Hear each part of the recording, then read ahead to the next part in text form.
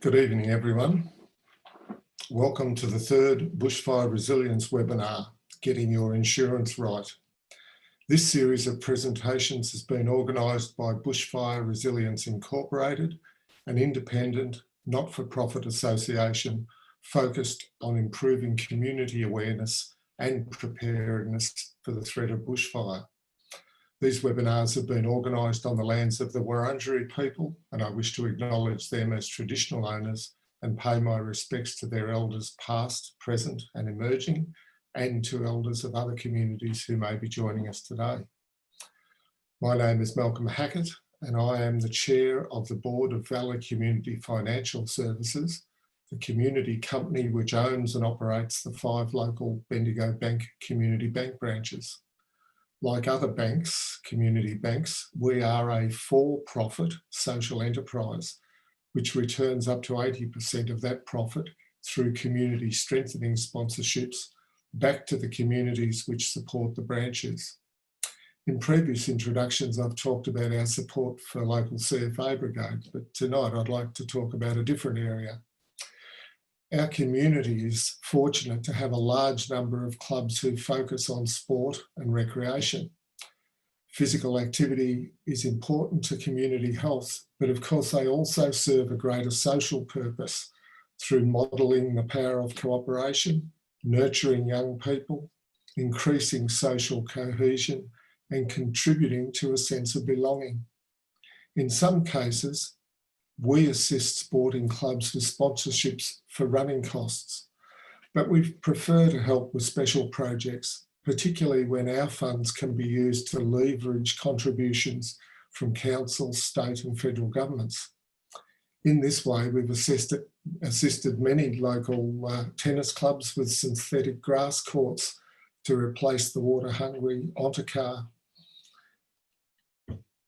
Club money plus our money, matched by council and state government water grants, have made what seemed impossible possible.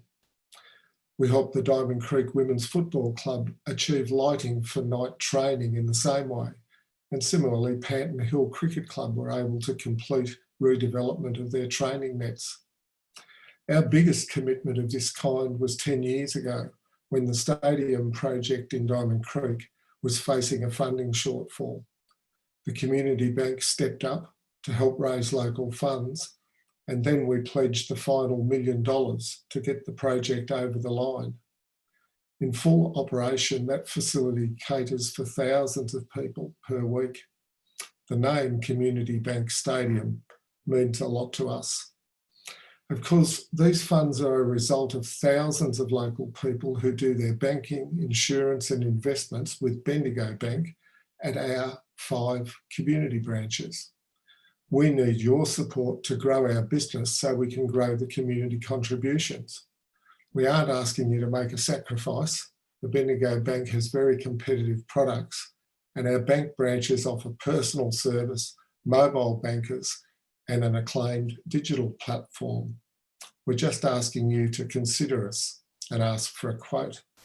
We're proud of what we've achieved, and we're pleased to contribute to this innovative webinar series. Thank you for registering your interest and for submitting your questions in advance. You'll also be able to ask questions as we proceed using the Q&A function, but please keep the questions short and to the point. If we don't get through them, we'll attempt to answer them offline. These webinars are being recorded and everyone who has registered will be sent the link. Please note that in the webinars, the presenters are providing information, not advice. Our intention is to provide general information about insurance related to bushfire damage and rebuilding, but it's your responsibility to seek advice for your particular situation. Before we begin, I'll make an observation about my experience in 2009 when we lost our home in Strathewen. When I calculated our insurance, I used approximate building estimates based on a cost per square, which proved completely inadequate for the reasons which we'll discuss with the panel. The assessor said I was out by about $200,000. When I looked at farm equipment, I thought in terms of theft, and I only insured big items that might have an attractive resale value. I had to replace so much more. After the fire, I discovered that our 90-hectare farm had 26 kilometres of fencing. I'd never added it up before. I'd insured 2 kilometres which ran through the bush, but we lost 22 kilometres, a shortfall of 280,000. The lesson in this story is that I'd constructed my insurance cover thinking about individual items and their likely loss. I hadn't considered a total loss. Yet this is the situation which has faced many property owners from Black Saturday, and thousands of people from last summer's fires are just coming to grips with it now. In this webinar, we're going to hear from 4 professionals involved with the insurance industry. Dennis Nelthorpe is a consumer lawyer. Claire Cordingley is from the Insurance Council of Australia. Helder Sadawi is from Suncorp Insurance. And Georgina Dirks is from Insurance Australia Group. Yes, well, we're going to discuss tonight how you calculate sum insured and what are some of the reasons why people may find a sum insured is not sufficient. And we'll also discuss some issues around replacement policies and added extras. So, but I would say it is helpful if people can work out whether they have a sum insured or a replacement policy. So for anyone who isn't sure, if it's possible to find out as we go along, it probably will help you understand what we're talking about. All right, so let's break into our first panel question then. Whoops, sorry. I'm going to just move this out of my screen, right.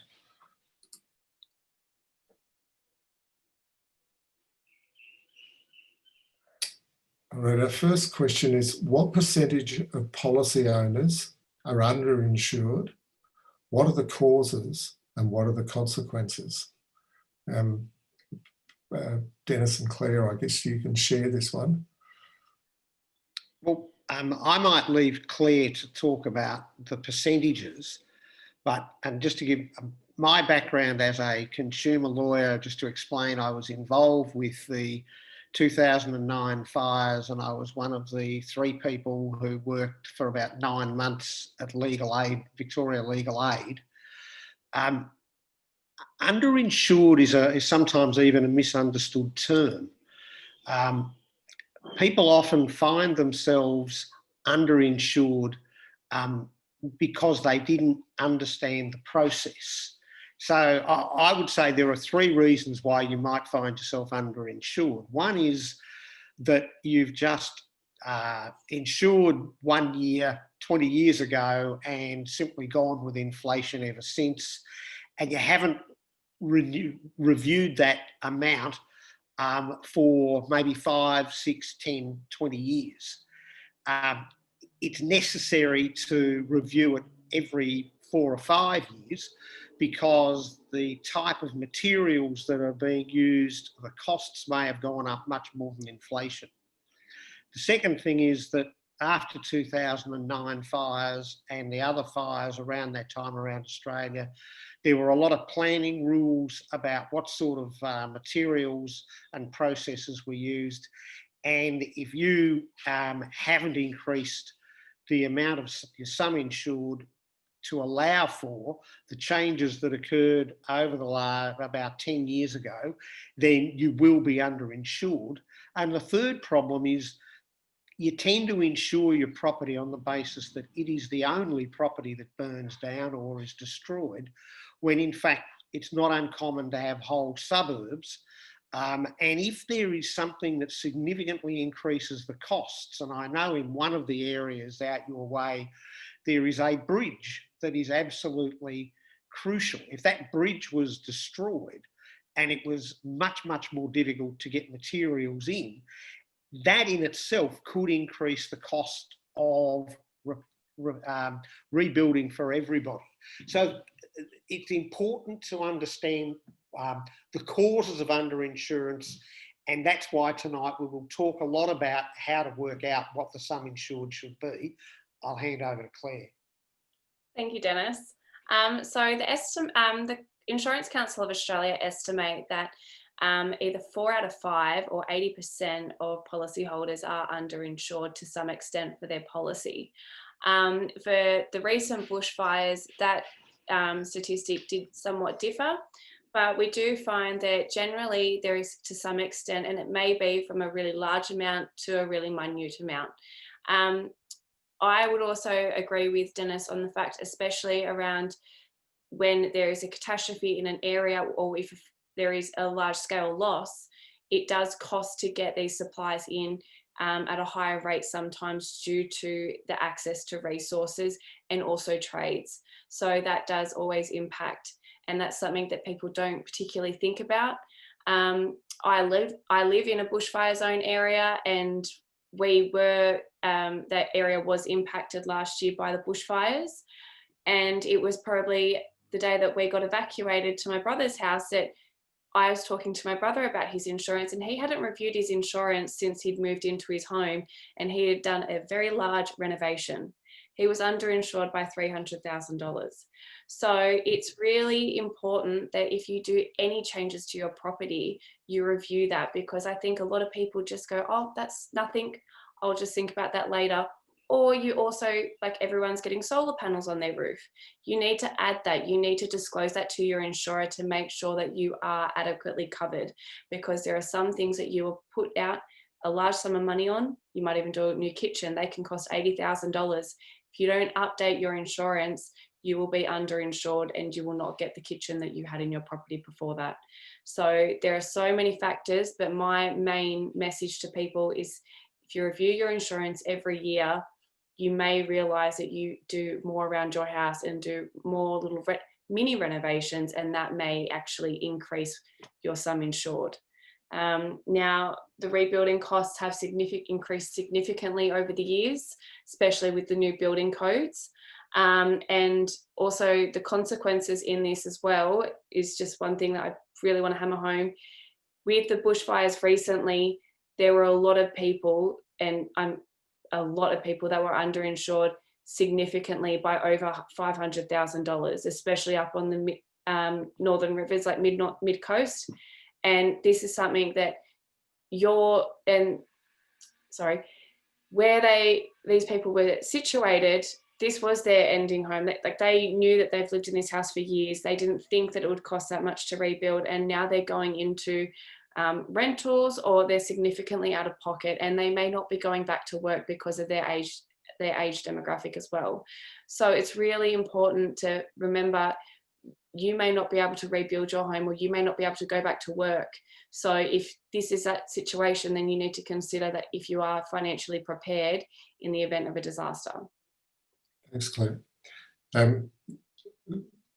Let's move on to the next question, which I guess we've touched on there in a few ways. What are the differences between a sum insured policy and a replacement value policy?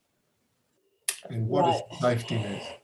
I did notice that with the poll that the majority of the people that answered that poll actually had a sum insured policy, which is probably the most common policy that you can get. It's just where you estimate the replacement value of your home. Most insurers have built-in calculators either online, or you can call up and talk to somebody on the other end of the phone. And quite often it's recommended you actually ask a builder to help you with an estimate. I can't actually highly recommend enough actually calling up your insurance company and talking through exactly as Claire advised, talking through exactly what your home looks like, whether it's been things, little items like, whether it's been architecturally designed, whether there's granite, kitchen tops, all of those things are built into what your sum insured will come to. So the next thing after this is an optional extra that a lot of insurance companies offer, which is called a safety net. Safety net is something that's often included in your policy, but you may need to pay extra for, which is where you can claim a percentage of your sum insured if your sum insured isn't enough to rebuild. So as Dennis pointed out earlier, where there's been large scale bushfires and entire areas are being wiped out, then quite often building costs will rise, and we haven't often accounted for that. So a safety net is something that you can usually draw on to help you cover those extra costs. The final one is CRC, or complete replacement cover, or total replacement cover. This is where, instead of setting a sum insured, insurer will cover you for the total amount to repair or rebuild your home. Now, some exclusions still apply, and quite often these policies can be pricier. So that is something to really watch out for. But these are the questions that you need to go back to your insurer about, to make sure you understand the type of policy you actually hold. Go back and make sure that you are insured for all the items you need to be insured for. And if you're shop around, find out how much a complete replacement cover would cost you compared to a sum insured, and whether just something like a safety net might be enough just to cover you just in case. So just so I'm clear, the safety net, Hilda, that's an item that you would pay for in addition as part of your sub-insured policy. Some policies actually include a safety net. So some policies, you can actually check your policy to see if it has a safety net included. It varies between 10 and 30% of your sum insured that'll cover you for any optional extras. And sometimes you pay extra to have it as a cover. So again, I can't stress how important a conversation is with your insurer. There is, you can go online, you can read your PDS. Nobody reads the PDS, we know that. Nothing beats a conversation with your insurance specialist on the other end of that phone, and knowing the questions to ask. That's probably the most valuable tool you can walk away with. Dennis, were you going to add something there? Just that if you're living in an inner city area, you may not need the safety net, and you might be able to rely on the calculators that they have at the insurers. If you're in a bushfire prone area, the chances that the whole suburb will go down mean that you really do need that safety net. So I would encourage everybody to talk to their insurer about whether they've got the safety net increase in case there is a bigger problem. The other time where it's really useful is if you live in heritage homes as well. So quite often we underestimate the cost of rebuilding a heritage home. You know, you may have really specific details that are very difficult to cost out specifically, and that's where safety nets and CRC policies can be especially useful. Thank you.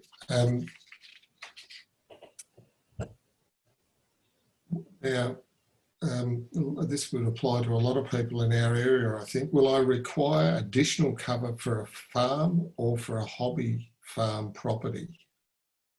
Claire, would you have a crack at that one? Yep. So a policy that may cover a home with stables, equipment, fencing and sheds is called a farm pack policy. They do have some standard inclusions in that cover, but it's really important to check with your insurer to see what actually is included. In various cases, people aren't insured for fencing. This is a massive issue in regional New South Wales and Victoria.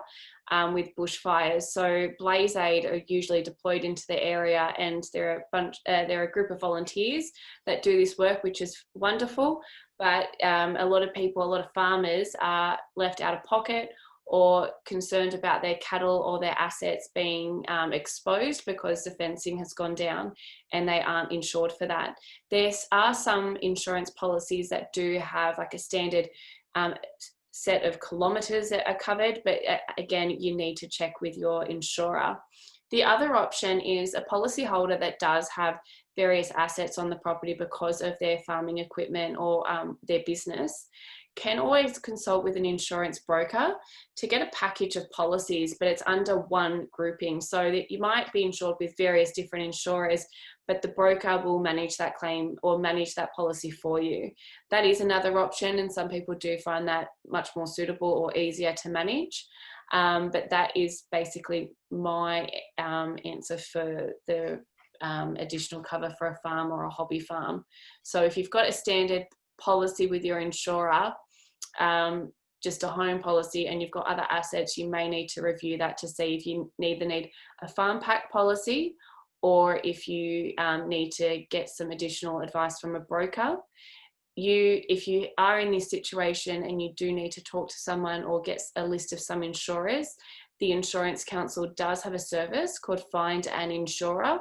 It's online, and I can also share the information with the panelists, and we can send that out to the group as well for people to go to if they are looking for an insurer. Thanks, Claire. There's many different benefits covered in home insurance policies. Can you tell us how these benefits are covered in a replacement value policy and a sum insured policy, and how can I know what I'm actually covered for? Georgina, do you want to have a crack at that? Sure. Yeah, if you stand in your home and have a look around, there are lots of different parts that make up your home. There's the inside of the walls, there's the bricks, the timber planks on the outside of your home, the roof tiles. They're all sort of fairly easy to notice. There's also a lot of other costs that come when you have to rebuild. Have a look out your back door. Do you have sheds? Do you have water tanks? Do you have other outbuildings, solar panels? These are all things that you need to consider when you're setting a sum insured. So this is, if you have a sum insured policy, you need to consider every element of your home that would need to be brought in and rebuilt. But there's also other costs. Anyone who has ever demolished and rebuilt a home knows the cost of demolishing and removing the debris from a home that's either been destroyed or for whatever reason needs to be raised, and that can cost tens of thousands of dollars. There's professional fees, what you're going to pay surveyors, architects, those types of fees that you might not think about when you're just thinking about bricks and mortar and basic labour costs. There's where are you going to live while your home is rebuilt. So we call that temporary accommodation. A lot of insurance policies will have coverage for you to rent a property elsewhere, but it's really important to know what you're covered for. There's the cost of complying with building codes, which, as Dennis said, may have changed since your home was built. There's things that you might not normally think of as part of your home: septic tanks, concrete slabs. You need to have a good read of your policy, and you need to, as Helder said, call your insurer and have a conversation about what exactly you are and aren't covered for. As well as understanding what items you're covered for, how they're covered in your policy is really important. If you have a sum insured policy, does the sum insured include removal of debris? So when you're calculating your sum insured, do you need to add that on top, or is it just covered? Is there a limit on how much you can be paid out for professional fees? These are all really important things to understand, so you know what you're covered for. When it comes to a replacement value policy, whilst you don't need to estimate in the same way what the cost will be, you still need to know what is covered in your policy. Will these additional costs be covered if you have a total loss? So really the best way, if you want to, you get out the policy and have a read, look for some of these terms, and then when you know roughly what you might want, call your insurer and have a chat with them about what is in and what is out, so you can make sure you understand what you are signing up for. Helder, are there any things you want to add?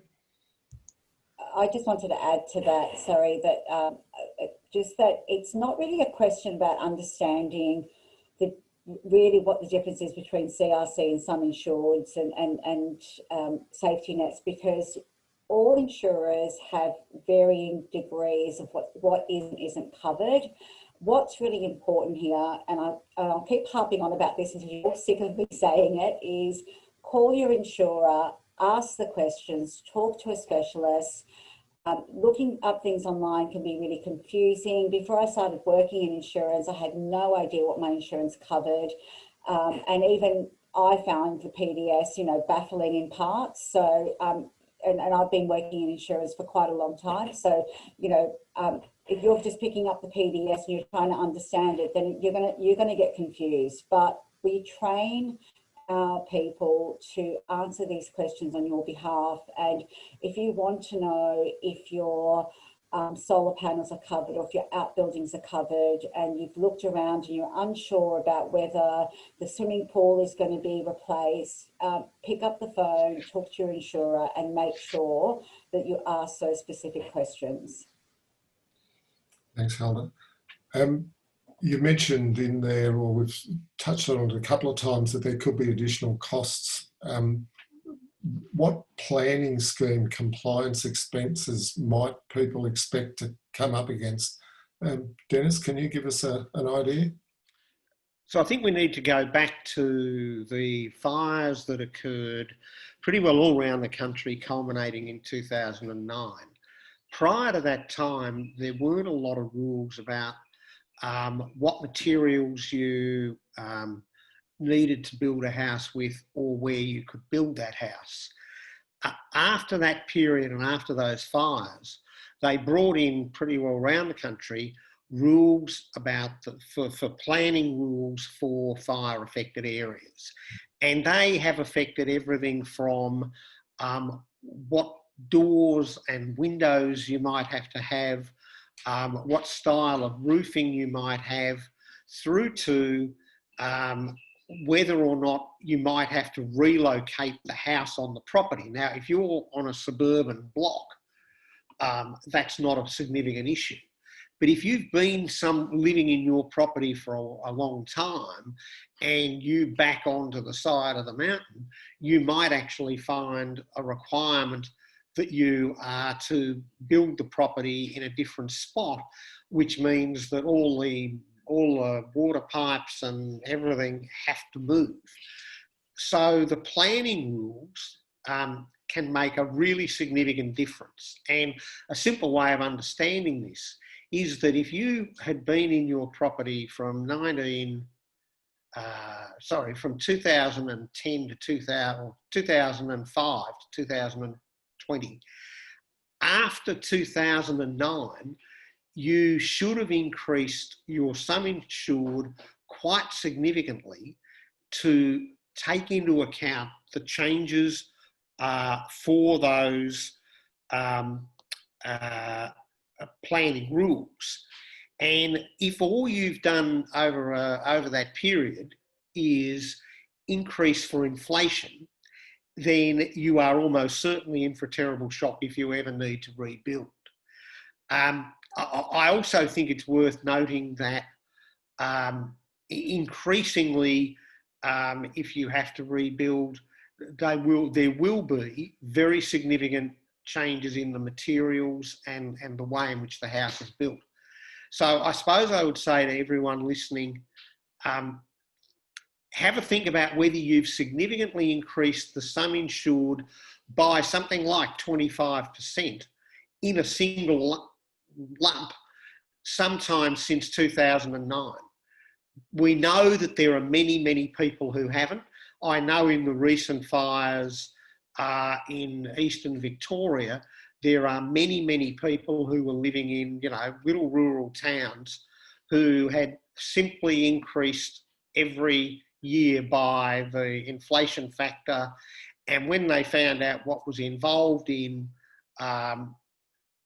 rebuilding their home, some of them were, probably more likely to end up in a caravan than a home. So you can tell, first of all, by whether you've increased at least once since 2009. Now, if you've moved in post 2009, then it should have been taken into account the first time round. But I think it's probably worth understanding from either the local council, and I think you've got a session coming up at the end or later on this, but you need to talk to someone about whether the property you're in would be really significantly impacted by the change to the planning rules, the BAL and so on, in the event that your property had to be rebuilt. Thanks, Dennis.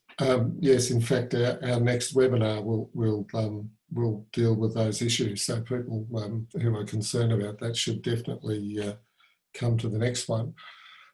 We've touched on this question a fair bit, I think, but it would be good to get a really succinct focus to it. If I have a sum insured policy, what are some of the things that I need to check?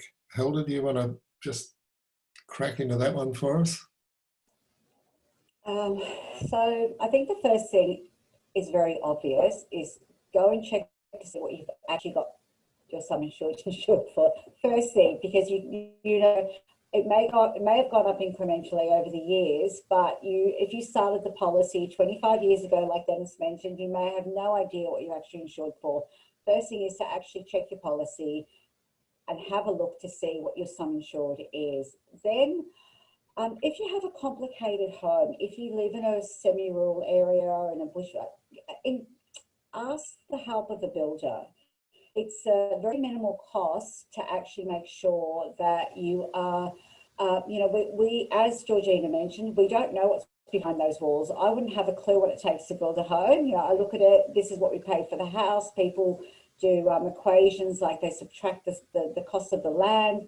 I can't tell you how many phone calls I've heard over the years where somebody will tell me that they want to insure their home for X amount because the land is worth more than the home, and you try to explain to them that that's not how you work out how much it costs to rebuild a home. There's so many other elements that go into it. So if you're unsure, you know, ask a builder, get an estimate. There's building calculators online. You know, talk to somebody over the phone and just confirm that you've looked around your home, and as Georgina suggested, you walk outside, you look at your pool area, your garage, your any sheds, any outbuildings. All of that needs to be included into your sum insured. So and then you can speak to your insurer about it, and they can let you know if there's limits, because quite often there'll be limitations on the amount that they'll actually pay for certain things. So that's the other thing that you need to confirm, that you understand what those limits are as well. Thanks, Helder. Georgina, anything to add? Yeah, the other thing I'd add is just don't forget about your contents. So it is obviously a much lower cost than the rebuild cost, but it all adds up. And if you find yourself in the unfortunate situation of having had a total loss, what are you going to wear? What are your children going to take to school? What are you going to read? Have a look around your home. I always say to people, open your t-shirt drawer. Yeah, it's just a bunch of old t-shirts, no big deal, right? But what would it cost you if you had to go to Maya and replace those? And that's just one drawer in your house. Think about every drawer in your bedroom, in your children's bedrooms, in your kitchen, in your cupboards, on your shelves. It all adds up to a huge amount. So don't forget about your contents either. And a lot of insurers have contents calculators on their website, or you can just go around and have an honest assessment of what it would cost you to replace those. And similar to building, there are sometimes limits on certain types of contents as well. So sometimes expensive electrical items, valuable jewellery, you need to take out extra cover if you want to be able to be fully covered for those. Thanks, Georgina. Dennis, here's a question for you. We know that people, it's often a balancing act between getting the right sort of cover and being able to afford it. If people are unable to pay the insurance premium, what are their options? Well, I think this is a really important issue, because although there were said to be a lot of people uninsured for their home in 2009, I didn't actually see a lot of evidence. Whereas in recent years, and particularly after last year's fires, there does seem to be very significant evidence that people who felt they couldn't afford the premiums simply stopped paying for the policy. It's a kind of crazy way of dealing with the problem, because if you fall behind in your mortgage, and I can say this because I worked in the area of helping people who are in trouble with their mortgages, you'll have 6-12 months to find solutions to the problem. If you don't pay for the insurance and the house burns down, it's gone. And it means that by the time you sort of sell the land, you'll almost certainly still be left with, you know, a significant debt. So there are a number of things you can do. One is that you can decrease the cost of the premium. Well, first of all, you can shop around to see what else you can get. And I might add, unfortunately, there's a particular phrase which escapes my mind, but insurers don't reward loyalty. Insurers actually punish loyalty, so they actually charge you more for not shopping around. Not the best sort of part of the industry practice, probably. So one thing to do is shop around. The second thing is you can ask to increase the excess, and that will decrease the premium as well. There are, though, some other options which aren't to do even with the insurer. One is if you've got a mortgage and you talk to your bank and tell them you're having trouble paying the insurance premium, it's quite probable that the bank will allow you to put the premium onto the mortgage because it's in the bank's interest to have it insured.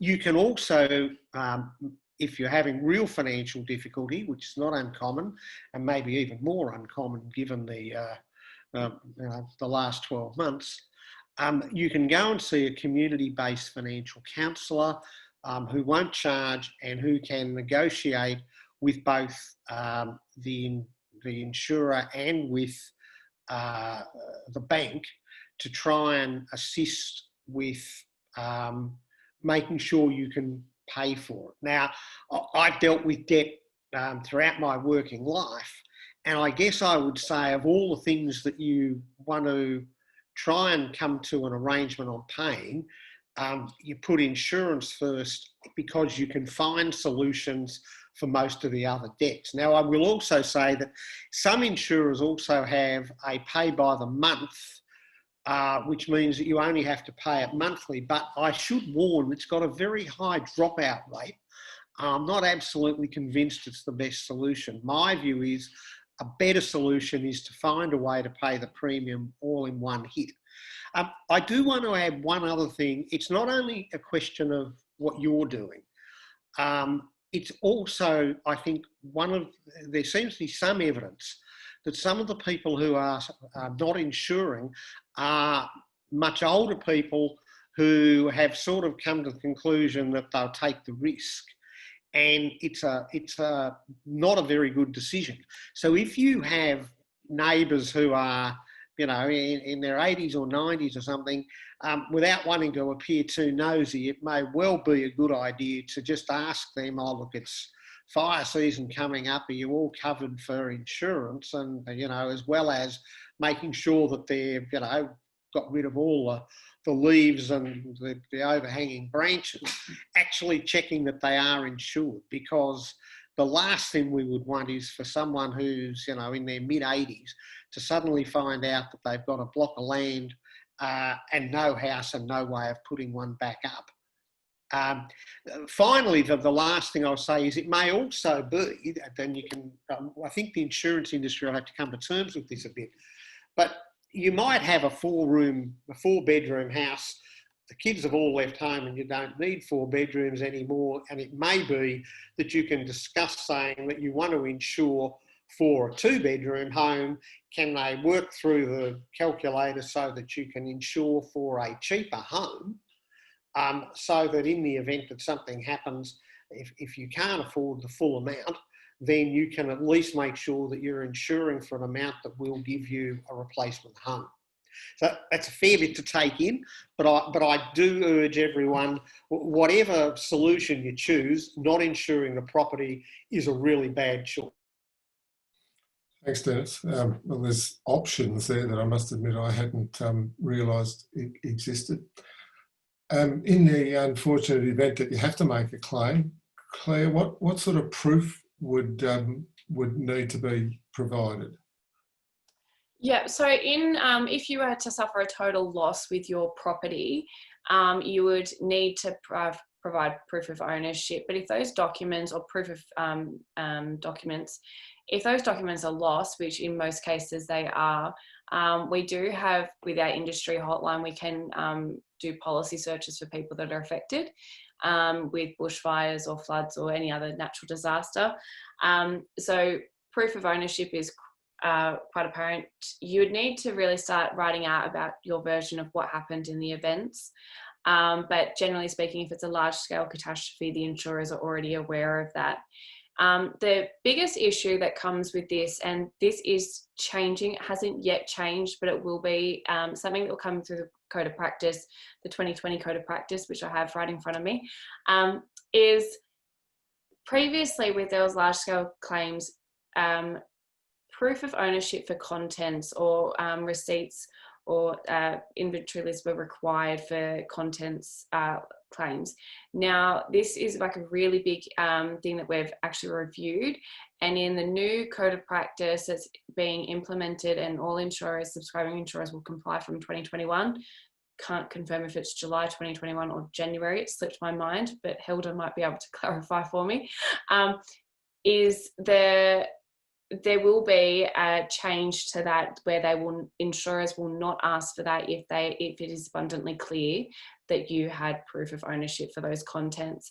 But when you're reviewing your policy, and that means like when you're reviewing your home property policy, your building policy, also review your rooms. And I did a speech last year in Victoria, and I told people to go around into each room and take pictures. Pictures are evidence. We've all got smartphones these days. If you're still rocking a Nokia 3310, I salute you, but I don't know anyone that can still have one of them. But we've all got smartphones, we've all got devices now. So therefore you can put those pictures on a computer that goes into a cloud service. So if that happens, then you can still access if your house was to perish. What's easy as well is because when you're in a state of shock, you're not going to remember everything that may have been in your property. And this is something that I've seen in Tathra, in the North Coast, and also in Mallacoota. People don't remember. And it's one thing that you just don't want to have to try and trigger your memory about what was in the room that day, or if there was something that you had and you didn't record it, because like, let's be honest, the South Coast of Mallacoota was straight after Christmas. So how many presents in there that could have been high value weren't considered in the contents policy? So it's really important that you think about that when you're going through. The Insurance Council of Australia have a website called Understand Insurance, and they do have an inventory checklist. Now, I'm more than happy to send that through. That can be sent out to all the attendees on this list, so you don't have to go through the website to look at it. But that might just start triggering what you need to think about.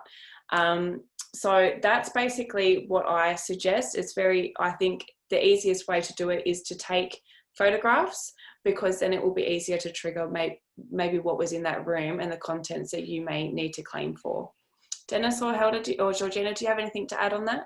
I just wanted to add one more thing about claiming, and it's not specifically around how to prove your claim, but just to understand again through the Code of Practice, by January this 2021, there is a whole piece around financial hardship when you're making a claim. And so when you have suffered a total loss, you've got no way of paying your excess.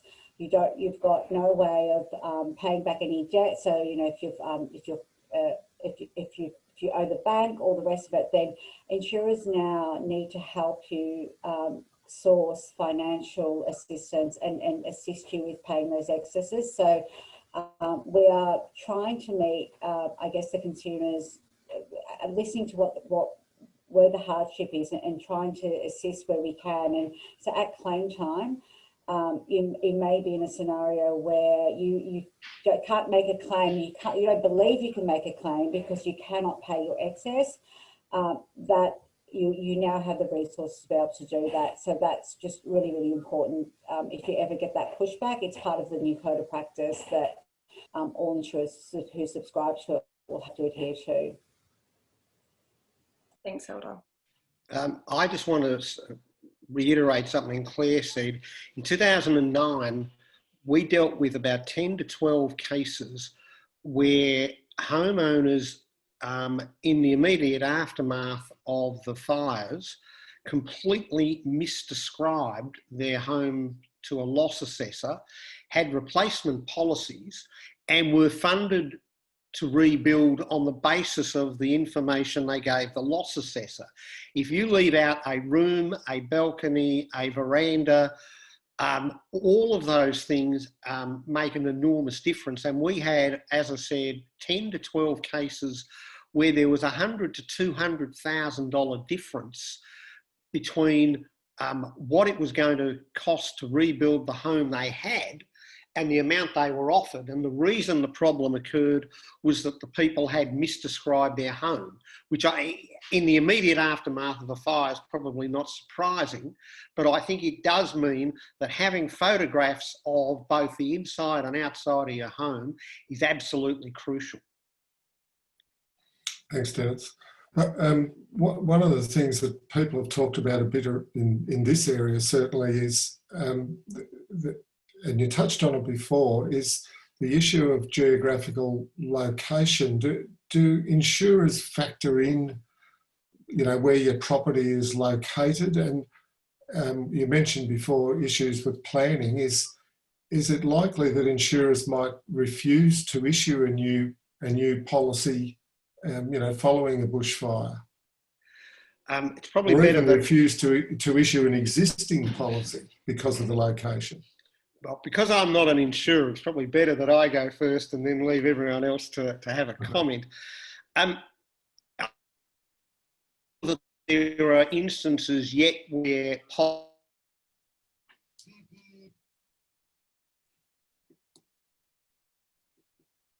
first of all, in North Queensland, which is subject to cyclones, there are very significant numbers of, very significant issues about the lack of insurance up there. There has been problems with flood areas, and there was certainly, I think, have been areas. There was one in near King Lake where there was real doubts about whether people should have been allowed to rebuild on a road that was on the top of a mountain. So if you're in a particularly high risk area, it is possible that either in the future you may find difficulty getting insurance, or you may find that you're quoted a premium that's unaffordable. One solution to all of this, which has been significant for both flood, or particularly for floods, is to make sure that the local council and the state government, where necessary, are doing the appropriate mitigation works so that the area is as safe as it can possibly be. But I'll actually leave it to the insurers to talk about how soon or how likely it is that that problem might arise. Claire, do you want to have a go? Yeah, I'll jump in. So geographically, insurers do factor in natural peril risk for properties. The difference with bushfire and flood is that for bushfire, that is already included in a policy. Where your risk is heightened, there may be a little bit extra premium, but it's not as significant as it would be, for example, if you're in a flood zone, because that wasn't a typical standard inclusion of a home property policy. Now, with some areas that have the two perils, so flood and fire, you may find that you are priced higher, but it's really important to shop around, because insurer A, and I'm not referring to the insurers on the call here, I'm just going to say very differently, insurer A may consider you high risk and insurer B may not consider this a risk at all. So it's really important to understand that insurers price risk and evaluate risk differently according to what their underwriting criteria may consider. With areas like far north Queensland, this is an issue with, for example, strata properties and areas that haven't had proper mitigation methods. We also take into consideration proper perils data that comes from councils or government authorities to evaluate the risk. So where mitigation has actually taken place, and this is permanent mitigation, so like levies or permanent fixtures to mitigate the property, an insurer can actually take that into consideration and use that to decrease premiums. That generally happens with flood. I haven't seen it happen with bushfire prone areas, but I have seen it happen with flood. With cyclones, Queensland government did a household resilience program where members of the public that had a property were able to apply for a grant that gave them up to 75% to replace their roofs. So in replacing their roofs, this will be further mitigation for properties on the cyclone belt. That's if an insurer does refuse to insure you, they do have obligations stated out in the code where they have to give you their reasons. They have to give you the assessment as to why they weren't able to provide you an insurance, and they have to refer you to either the insurance council, another insurer, or a broker. So generally, you will be referred to find an insurer, where you will speak to one of the ladies in that department who will be able to assist you in finding another insurer. But generally, that's how it works from the insurance council perspective. I can let Hilda and Georgina add if there was anything that I've missed. Sounds all right. No, Thanks, Claire. All right, we're going to go to some of our Q&A questions now. Before we do that, or while we do that, we're going to launch another poll. But I'm just going to ask the question, and we'll keep talking. You can address the poll as our panel is speaking. This one's for Hilda or Georgina, I think. Insurers offer an online estimation function for rebuilding that appears to have the same underlying engine. I've used it for years. Is this reliable? Yeah, I've actually been looking under the hood of some of these calculators the last 2 years. So yeah, they are best practice. So these calculators, look, I can't speak for every calculator that's out there, but the ones on most of the major insurers' websites, they're based on ground up costing. So if you say your home is a certain square meterage, it has this many bedrooms, bathrooms, laundry, living areas, they're actually behind the scenes, what they're doing is they're saying, well, in a typical bedroom, there's one doorway, and a doorway is made of this many meters of wood and these many nails. And they're constantly updating the price of those nails and wood and how much it costs to install them. Multiply that by everything in your house. That's what they're doing. So there's a lot of detail in there. They're pretty good. That said, if, as Hilda said earlier, if there's anything sort of special about your home, if you're in a high-risk area for bushfires, it's probably a good investment every so often to have somebody come and look at your home and give you a detailed, an individual costing for it. The other thing I'd say is be very careful about what that calculator is including, because if a typical home policy for the company, sorry, lost my microphone. If a typical home policy that is supplying the calculator includes professional fees, for example, that brand's calculator will usually include that in the sum insured. Another company might have a different policy and therefore different things included in the calculation. So make sure you go to your own insurer's calculator to have a go, and do consider actually having a quantity surveyor look at your building, particularly if there's anything special about it. That's great. Thanks, Georgina. Hilda, anything you want to add? Only that it's only as good as the information that you input. So again, make sure you're inputting the right. But most of those built-in calculators, they're pretty accurate. I think the ICA have one also on their website, which is it the Cordell one as well? So they're they're built by builders, those building calculators, which is why they've got that level of accuracy. And they're actually used at the other end. When you make a claim, they're often used by claims assessors. The same calculators are used to calculate what it will cost to rebuild or repair your home. So that is the level of trust the insurers have in those calculators. Ultimately, it is down to the policyholder to make sure you have the right sum insured, but we try to provide you with the best tools that are out there. Malcolm, can I just add that the calculators have now been around and subject to significant scrutiny by people like Choice and ASIC for well over the last 10 years. And whilst I heard some concerns in 2009, I think it's reasonable to assume that given the number of fires we've had and the amount of scrutiny, I don't recall hearing any significant criticism in recent times. So I think they probably are pretty accurate, subject to that warning that everyone else has given, that if there's something unusual about your house, not only about what it's made of, but where it is. If you as I said, if you're backing onto the side of a hill or a mountain, you're backing onto a lake or something, but in normal circumstances, the evidence is, I think, that the calculators are pretty good.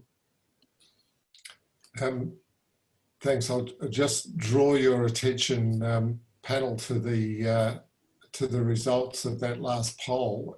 It would appear that the information you've been providing has motivated quite a few people to check their policies and review their sums, which is, I think, a pretty good result.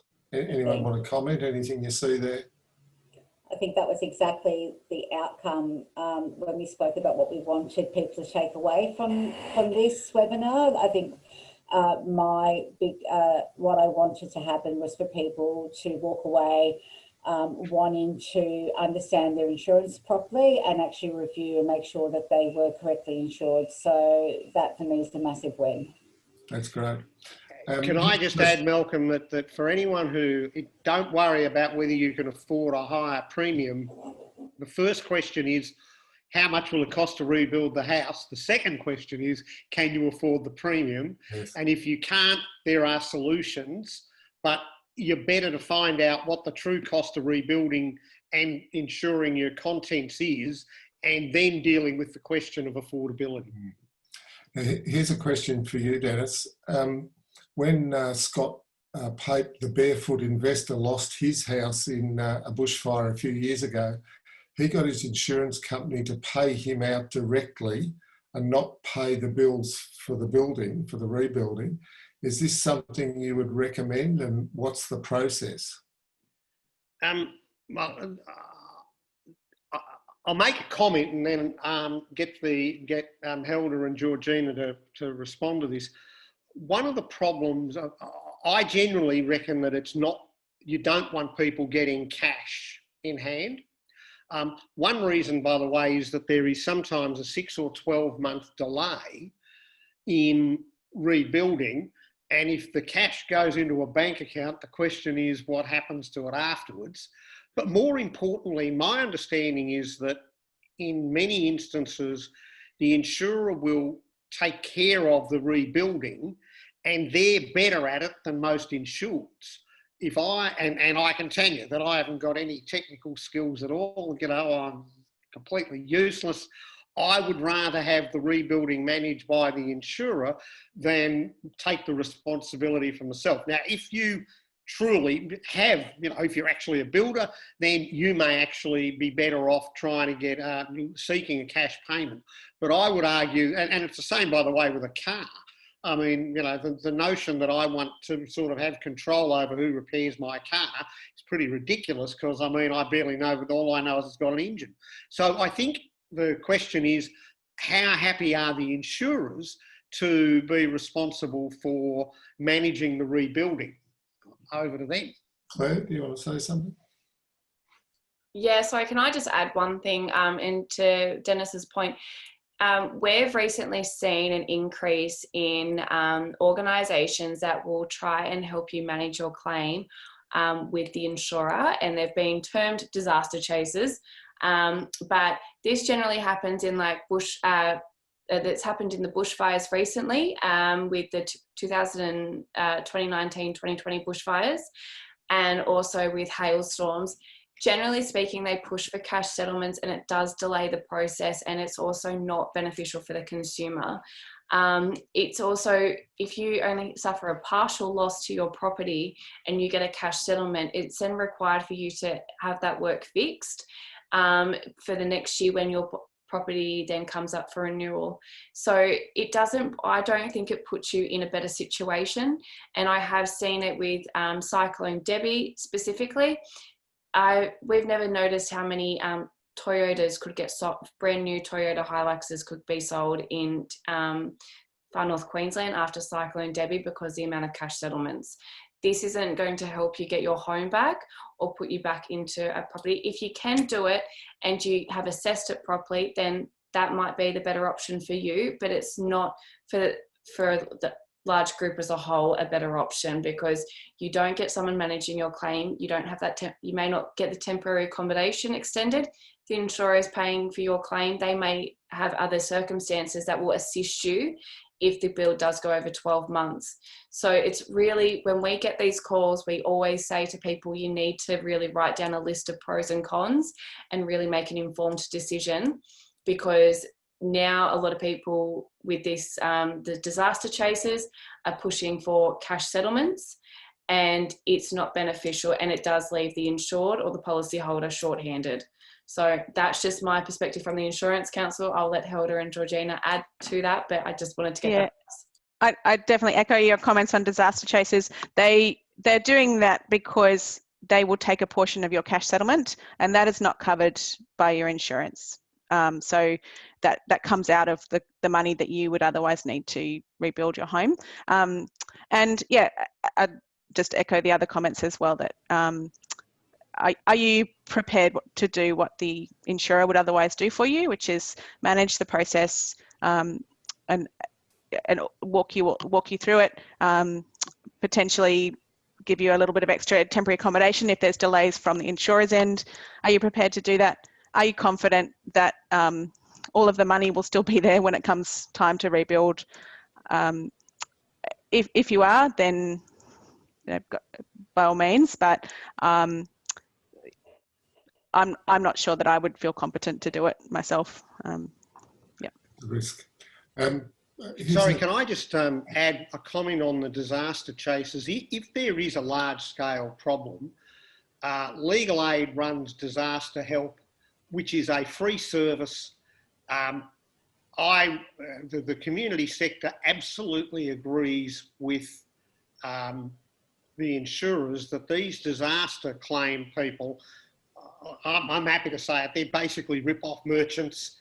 If you need assistance, you will be able to get it, and you need to make sure you get it from a legitimate, trusted source, and that should be either Legal Aid or a community agency that's working with everybody on these issues.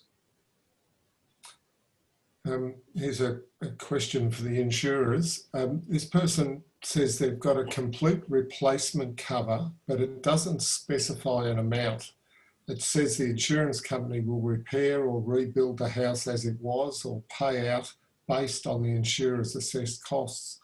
Does that mean I need to document my house construction in detail? Will it cover rebuilding to current standards as the house was built over 50 years ago? Yes. Complete replacement cover policies will not give you a figure, so it doesn't actually say that, you know, we will cover you for this amount. They generally don't do that.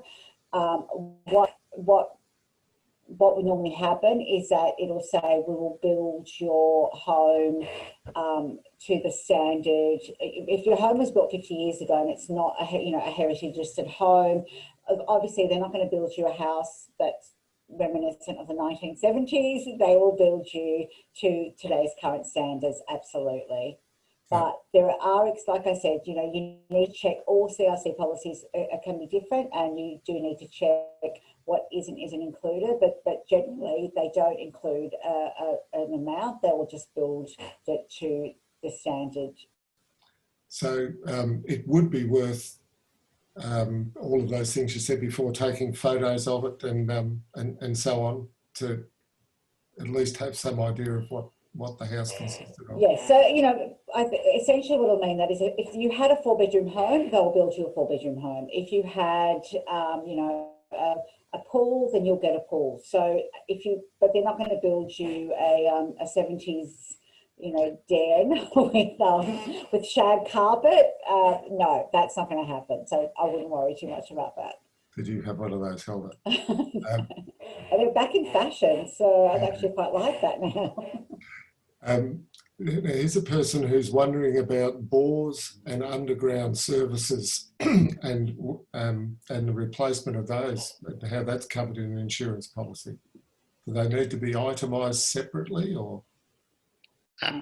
They should be itemised, but can I make, there's a couple of issues to keep in mind here, and septic tanks come into this as well. First of all, they're items that are not known to a lot of us city people who don't have to deal with them. So you need to actually understand what, for instance, the water bore. I remember when I was dealing with some claims, it appeared to have disappeared, but somebody contacted us and said, no, they can actually just drop down. So you may actually need to understand, how the items on your property work, and know who put them in there, so that if you need information, or the insurer wants information, you can get it. The other issue that was really important with the septic tanks is in 2009, when the state government paid Grollo to clear all the properties, they sent graders in who actually ran straight over the top of all the septic tank facilities and kind of destroyed bits of it. So if there's a septic tank, it is important to let the insurer know that it's actually there. Now, in a replacement policy, it would be replaced. But I think for things like septic, if you've got a sum insured, then if you've got septic tanks or you've got water bores, really important to make sure they're noted by the insurer and that you discuss them. And, you know, don't assume that the person in the call centre knows very much about what a water bore is. Any other things to add there, Helder or Georgina? Okay. Now here's a person. I'm thinking a few people would have this in mind.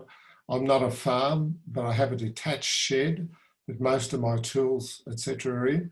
Does one need to specifically identify that my shed and my contents in order to be covered? Yep, I saw that was for me. Yes, you probably would, because their standard insurance policy will cover for your home, and sometimes it does have other inclusions for sheds as well, but it's really important to specify that on the factor that it's not actually included. My parents have a shed on their property and thought that it was covered, and it's not, and it's like a 2-bedroom, we call it a shed actually, it's a granny flat, but they didn't have that covered. So that's a 2-bedroom little granny flat that they could have been out of pocket for. And then also, if you've got tools in there, tools are expensive, they're not cheap.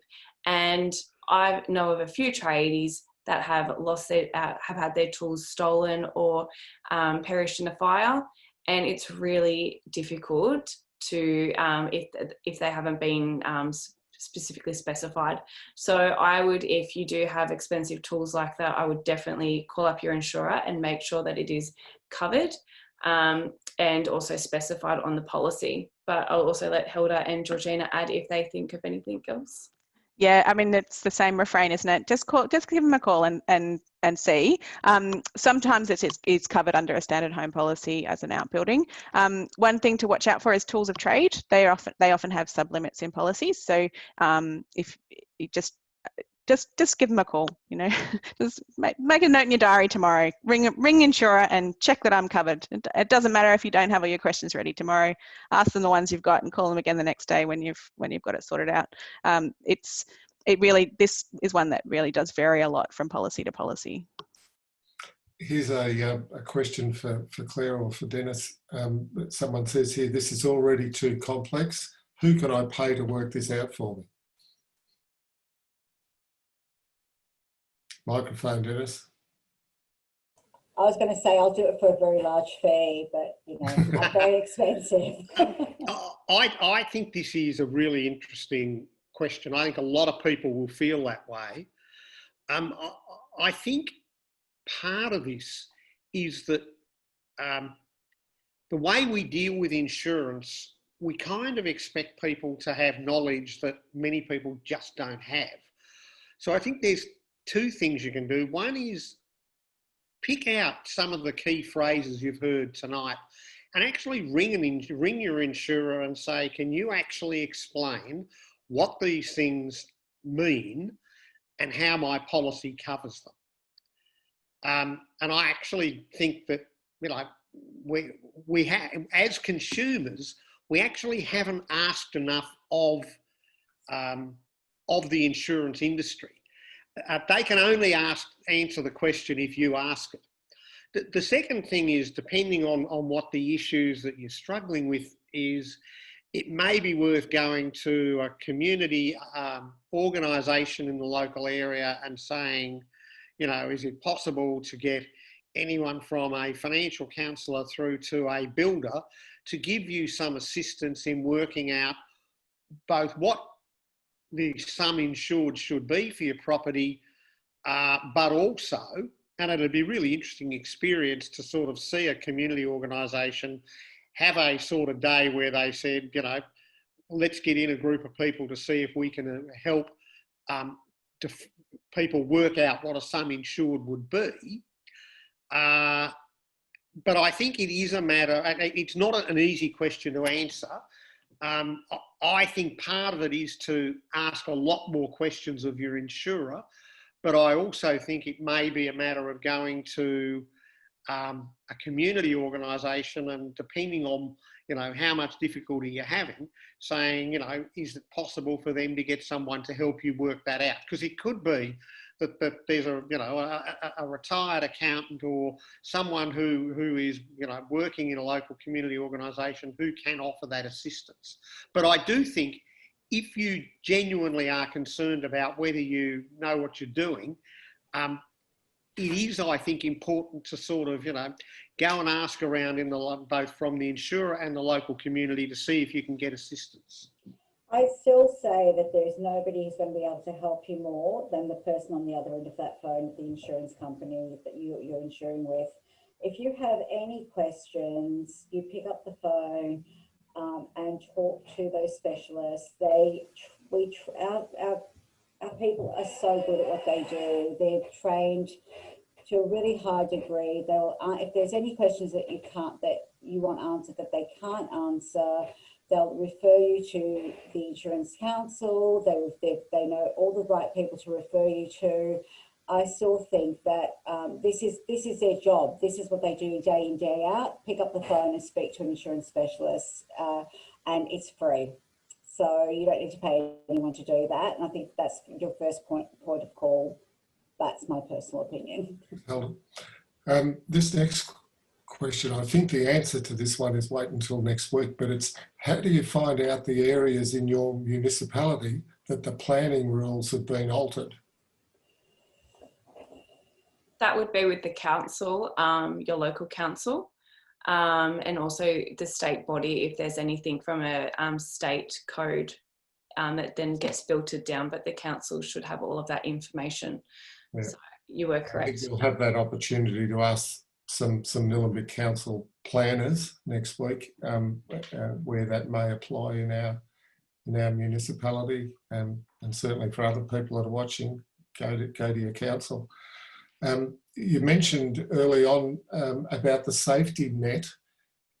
Is that what's also known as extra costs of reinstatement? I don't know, actually, so I will pass on this one. That's not a term that's used within Suncorp, so I won't be able to comment on that one. Mm-hmm. Yeah, it usually means something slightly different. It's, yeah, I would call your insurer. Sorry to say that again. Dennis Well, got something to say. that is one where I would really encourage the person to ring the insurer and ask for an explanation of that term.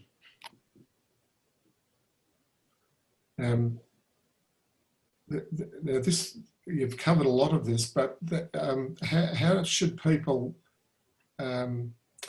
accurately assess that their building costs are covered to meet those fire standards? Dennis, you spoke about that before. How would you, you gave a range of what it might be. How would you accurately do it? Well, I think the first thing is, if you ring your insurer and you tell them where you are, I'm assuming that their calculator will base the costs on the planning rules that apply to that area. So you would hope that a fair bit of that is picked up in the calculator's calculations. I think the other thing to check is, if you look back over your insurance over a 10-year period, depending on how long you've been in the home, have you had a significant increase since 2009? Because if all you've been paying is incremental increases for inflation, then the answer is you probably are not meeting that. So, but I would hope, now, and the other thing you could do is ring the council and say, can you tell me whether my address has been impacted by changes to planning laws over the last decade? But I think, I would like to think that the calculators should have taken that into account, but I'm over to the insurer. The only danger there, Dennis, is that if the changes have happened since you had originally insured the home, so that's where you would need to make sure that if it has increased, if the rebuild costs have increased, it's actually up to you to call your insurer to make sure that your sum insured is adequate. Because we won't, the sum insured won't increase on its own. So you've built the house 20 years ago, there's increased building costs now to meet new standards. That's not going to be taken into account unless you actually call up the insurer and increase your sum insured. It will for new policies. Claire, here's one for you. Is there any way that insurance companies are likely to offer discounts because someone's prepared their buildings and their property for bushfires and made them safer? Yeah, we get this question a lot, and I'll give you an example of one where someone gave me at a community forum last year when the fires were happening. They had built this apparatus. It was a home apparatus that the water came from their pool, and they had all these little pipes that went around their house. So when the fire got close, it was triggered by a generator, and then the water would then protect the home. In theory, it's a really great idea, but unfortunately, it's not something that an insurer can factor in as a permanent mitigation method. For bushfires, if your property is cleared, that does assist. But generally speaking, unless your property is built to code and built to the BAL rating code as well, then it may not be as cheaper as you would like it to be. Like, you're not going to get a huge premium increase because you're in a bushfire prone area. You will maybe pay a bit more than someone that lives in the town, in the suburbs, rather than where you're living out in the rural area, but you're not going to be paying significantly more. But you need a permanent mitigation method, and unless your house can probably, and without being so crass about it, unless your house can go under the ground and there's a level and the fire just goes across, you're probably not going to get something that can stop a fire from coming to you. So it's easier to put flood mitigation methods in, bushfire, build to code, and that means all the compliant materials, the certain paints, the windows, the doors, even the roof. Like, the materials that will actually weather fire, or that are supposed to weather a firestorm. So that's my method. Dennis, do you have any comments on that? No. I wanted to mention something else, Malcolm, that where I always mention at these, and I realise it hasn't come up. Yep. And that's if you haven't got insurance and you're waiting until the fires start, it's really important to know that nearly every insurer now has a 24 to 48 hour wait period. And there were people in 2009 and even in the Wye River more recently who, when they saw the fires, rang up and insured. Now, some of them actually were able to get away with that, but it's really important for people to know that you have to insure 24 to 40. To be on the safe side, you need to insure 48 hours before the fire comes through and burns your house down. You can't ring up 2 hours before or 10 minutes before and actually get cover. So that again means that if you're having trouble covering the premium, find a solution now, don't wait until you think there's an event. I think the standard is 72 hours, Dennis. So so 72 hours, so 3 days. 3 days. Before, It's creeping out about a day a year at the moment. It's been that for 10 years with us, so it hasn't crept up with us, but and and also some insurers with like natural disasters, if they know that some areas are getting closer to that, there is an imminent risk to that location, they also might set an embargo. Not all insurers do this, but it is really important to factor that in as well, because any changes to your policy or any new policies will not be taken into consideration until that risk has minimised. So, and some insurers put an embargo in, but said, if something happens in the next 14 days, you will not be insured. So there's certain rules and guidelines depending on different insurers, but we did find with the fires last year that certain postcodes were embargoed by some insurers a week or 2 weeks before the fires even got there, but it was just because they knew that the risk was coming and moving down the east coast. This next question, well, there's two questions here that are probably related. There's a person who's got a home that's 50% asbestos, and they want to know what are the likely additional costs. And the other question is, even though they know it can vary, for a 3 to 4 bedroom home, what's the typical cost of debris removal? So asbestos? Perhaps we can deal with, I won't answer the asbestos other than to say it is part of cleanup, but I think this raises the question which we need to deal with, which is that policies will include demolition and debris cleanup. Some will do it through as included in the sum insured, some will include it as an extra. And then there is the fact that in large events, the government, state and federal, but usually state, will offer to cover the cost. And the question then is, how will the insurer deal with that cost in the policy when the government's actually paid for the demolition and cleanup? So it's probably, if we give our insurers a chance to say, A, how they see it being dealt with within the policy, and B, how do their companies deal with this if the government actually covers the cost of the cleanup? Yeah. So, first, I'd say if your home is 50% asbestos,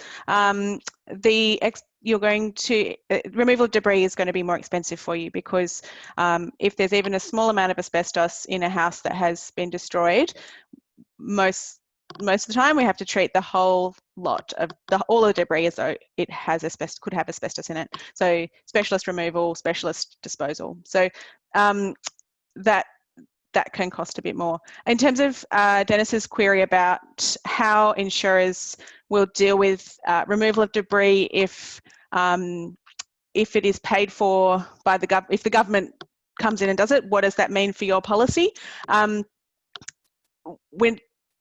it's a bit difficult and probably depends on individual circumstances. I'll say we're not, you're not covered twice. So you're not covered for the cost of removal of debris twice. If the debris is gone, you're probably not covered for the cost of that if you didn't incur any costs of it. And in reality, often what happens is insurers pitch in and with the government and cover that. When you, I guess where it gets complex is if you're underinsured and if removal debris is included in your sum insured. Yeah, the best thing to do is just make sure that you're covered adequately, that your sum insured is adequate, that you understand whether removal of debris is in that sum insured or not, so that you can factor it in. I can't tell you what it costs to remove asbestos in particular. It depends again on circumstances. I have heard figures like an additional $50,000 for a property that has asbestos in it, but I don't know. You'd be much better off talking to a builder to get a more reliable estimate of that. Malcolm, I might just jump in there with the removal of debris as well. It's really important, even though the government do typically help cover the cost of removal of debris, it's really important to not use that, factor that in, because it may not always happen with every event. So, and then even with the previous fires that have happened in 2019 and 2020, different circumstances, you're working with different state governments too. So there were 3 different state governments that we worked with as an industry on the removal of debris, which was South Australia, Victoria and New South Wales. All were quite similar, but the process was very different. So it's really like, as much as it would be great for the government to cover this, it doesn't always work out that way. We've estimated removal of debris can cost from anything from $50,000 to $80,000 for some homes. And also, if it was a large scale event like we had last year, the disposal of this debris was actually more difficult and more expensive because the lack of landfill areas or lack of adequate disposal sites. So this was another issue, especially with in, I think it was northern New South Wales, they had to go 2 hours into Queensland to dispose of the asbestos. So there are other factors that can actually be considered in this removal of debris. So yeah, I think what Georgina said is great, but don't factor the government coming in and cleaning up the cost, because we can't rely on them for this. It's not something that is a standard procedure, and we don't have a standard understanding with it. So we would prefer people to be completely prepared in the event that it does happen, that they've got enough insurance for their removal of debris. We've got time. Can I just, before we leave that topic, it's worth mentioning that some people will have a sum insured policy where theoretically, where the cost of debris and removal is included in the sum insured, and they don't know that. So they may think they've got enough to rebuild a property, but if you take out $50,000 for removal of asbestos and everything else, now some policies will include it as an additional amount. So the really important thing is to understand and be really clear with your insurer how the question of debris and demolition and debris removal is dealt with in the policy. Otherwise, you might get a terrible shock, and it has been the cause of a lot of disputes in the fires that occurred late last year and early this year. Thanks, Dennis. I think we've got time for one more question. There's a couple of others, but we'll endeavour to answer those offline. This person wants to know, if my house is destroyed and I decide not to rebuild, do I get paid the sum insured? Not necessarily. You get paid. So if you insure for a certain amount, what you get paid at is what the insurer estimates or quotes it will cost to rebuild that property. We've had situations where people have said, I've insured my home for $1 million, so my house burns down, I'll get $1 million payout.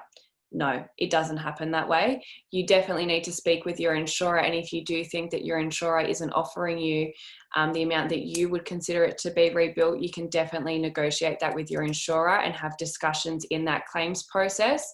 But it's not something that you'll just get cash settled an amount that's been agreed to, because that's not how it particularly works. So if you've got a $500,000 home that you know will cost $500,000 to rebuild, and you insure for an amount over and significantly over, you won't be getting cash settled that amount. Otherwise, I think a lot more people would take up insurance and be overinsured.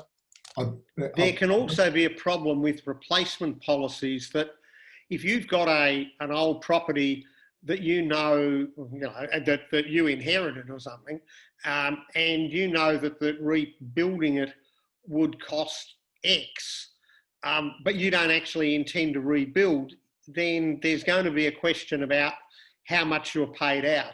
So the cash settlement is a more complicated issue. Mm-hmm. I said that was the last one. I've got a short one. Do I have to rebuild the same size and configuration, or can I choose to rebuild differently? It depends on the insurer. Thank you. Yeah. Well, but can I say, this is an issue that needs to be taken up by individual consumers with their insurer, because I suspect that as time goes on, there will be a significant number of people who would be happy to insure on the basis of rebuilding a smaller property, and they shouldn't necessarily be locked into insuring to rebuild what they have now, because they simply might need a 4-bedroom, huge house. But I think that's something that's got to be, taken up with the industry, and it's a matter of consumers asking to be able to do that. I've had insurers tell me they think it should be possible to do it. How each insurer would respond to that. Yeah, you've dropped out, Dennis. We'll have to finish it there. We've already gone over time. Can I thank you, Georgina, Claire, Helder and Dennis, for what I've certainly found is a really informative session, and I'm positive your responses are going to motivate people to go and check their policies closely and speak with their insurers and talk with their neighbours and all of those sorts of things. Really important stuff. I think we had another webinar poll to run, which I didn't see, might have come by. Our next Bushfire Resilience webinar is going to take place next Thursday on November the 19th at 7:30, and it will focus on understanding rebuilding. And again, it'll be a panel session, and it'll consist of representatives from the Victorian Building Authority, the CFA, planning experts and representatives from Nillumbik Shire and Cardinia Shire, where at the moment they're rebuilding now from a bushfire. So it should be pretty informative. When you leave tonight's webinar, you'll automatically receive a short questionnaire which is designed to help us with making improvements. Please respond promptly to it. We've really found these useful before. And once again, I'd like to acknowledge Max Garner, Neil Marshall, Alan Bloom, and Mark Gravel from Bushfire Resilience Incorporated for their commitment in conducting this webinar series. And special thanks to CFA District 14 HQ for their support in providing the webinar platform, and especially the technical expertise and assistance that has been provided by Rowan Thornton. Finally, our sponsor, our community bank branches have sponsored this because the topics are fundamental to the safety and the well-being of our community. If you're looking at your banking or your insurance needs, please give one of our local branches in Hurstbridge, Diamond Creek, Eltham, Doreen or Kinglake the opportunity to quote. Call in or give the branch a call As I said before, you'll find the products really high quality and very competitive. Thank you, panel, for your fantastic participation, and thank you all for joining us. Good night.